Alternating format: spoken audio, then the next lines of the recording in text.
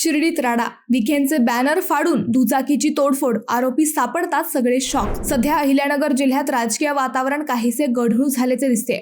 संगमनेरमध्ये थोरात खताळ यांच्यावरील हल्ल्यानंतर आता शिर्डीतही राडा झालाय.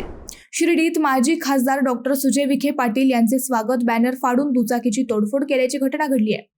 यामुळे शिर्डीत तणाव निर्माण झाला होता. लक्ष्मीनगर परिसरात गणेशोत्सवानिमित्त माजी खासदार डॉक्टर सुजय विखे पाटील, माजी नगरसेवक आणि इतर प्रतिष्ठित नागरिकांचे फोटो असलेले शुभेच्छांचे बॅनर लावण्यात आले होते. सोमवारी मध्यरात्री अज्ञात व्यक्तींनी हे 2 बॅनर फोडले. तसेच परिसरात उभ्या असलेल्या 3 मोटरसायकलीची तोडफोड केली. शिर्डी पोलिसांनी तासाभरात याचा छडा लावला.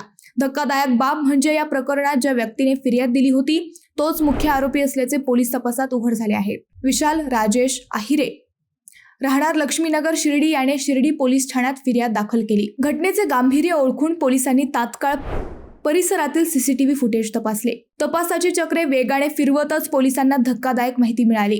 गुन्हेगार दुसरे तिसरे कोणी नसून खुद्द फिर्यादी विशाल आहिरे हाच त्यांच्या साथीदारांसह या कृत्यात सामील असल्याचे निष्पन्न झाले. त्याने गुन्ह्याची कबुलीही दिली आहे. त्यानंतर शिर्डीत तणाव निर्माण झाला होता. मंडळी, अहिल्यानगरमधील राजकीय वातावरण नेमकं कोण खराब करतंय? कमेंटमध्ये व्यक्त व्हा.